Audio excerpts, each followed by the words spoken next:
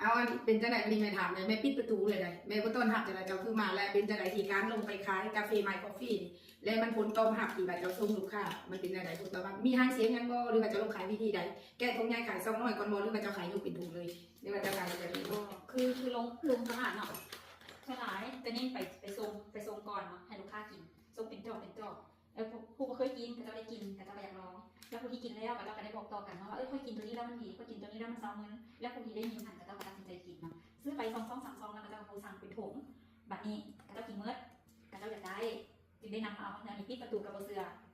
และคือจีกถุงใหญ่นี่มาขายอันจีกถุงใหญ่มาขายเป็นโซง3 ซอง5 ซองนี่นะและเหตุผลอย่างเขาจังซื้อน้อยอย่างซั่นแล้วก็เจ้าต้องบ่ได้ขายเป็นถุงนอกจากเขาจะมาซื้อแต่3 ซอง5 ซองก็ลืมตัว ก็ถ้าไปอยากเปิดใจก็ต้องอยากลองเพราะว่าก็กินมาหลายแบบแล้วกินแล้วมันเป็นนี่คือเก่า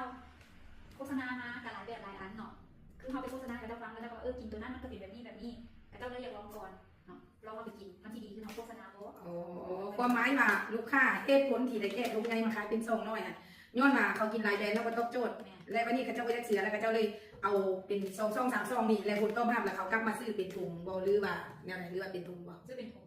กับซื้อมานำ2 3 ซองมาซื้อเป็นถุง แม่บางคนก็ซื้อไป5 ซอง10 ซองสิ แล้วกลับมาซื้อถุงปูถุงมันมีปู2 ถุง3 ถุงไม่ได้ขายเลยว่าหรือขายแต่ปูถุงเดียวมาหรือนั่น บางคนกะสองถุงก็มี อันจะซื้อ2 3 ซอง แม่ อันนี้เลยเนาะเหตุผลที่ว่าแม่ก็เจอเนี่ยเขาเจ้าจงมาถามว่าพวกเขาเจ็บเป็นเนาะก็จะมาสายยาต้องรับบอกเขาจะว่า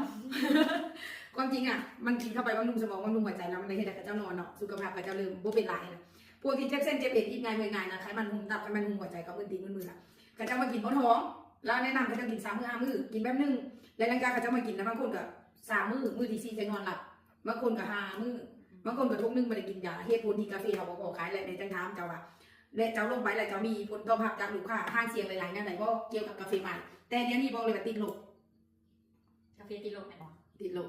อะไรเหตุผลยังที่ลูกค้าเป็นจุดที่เจ้าจะมาพูดหนอนเพื่อนหนอนจาน กันแหละกันย้อนมาก็ต้องอยากเปลี่ยนใจกินแดนอื่นแล้วเนาะก็กินดีแล้วจนแล้วแต่อยากกินตัวเก่าแต่ก็ต้องอยากกินทุกมื้อไปมื้อละซองไปเดือนหนึ่งสภาพเราดีขึ้นไปเรื่อยๆ เมื่อเช้านี้มีคนโทรมาเลยโทรมาแม่ว่าอันฝากกาแฟมาให้เลยอันได้อีกแน่เลยไม่ได้กินนี่เกือบเดือนแล้วปวดแข้งปวดเข่าแล้วก็นอนไม่หลับมาแล้วก็แบบเมื่อยว่าสิแบบว่ากินดีแล้วเขาเจ้าคิดว่าเป็นยาและกระเจ้าระบวนกระเจ้าละคิดว่าเป็นยานะแล้วกระเจ้าละยุดกินแล้วความจริงในกินดีแล้วอันนี้มันเป็นวิตามินรวมเป็นอาหารเสริมให้กินต่อมื้อนึงคือบ่ว่า10,000 กีบกินตลอดโดยที่ไม่ได้กินยาโดยเดียวนั้นแต่เขาก็เข้าใจแล้วกระเจ้าเราไป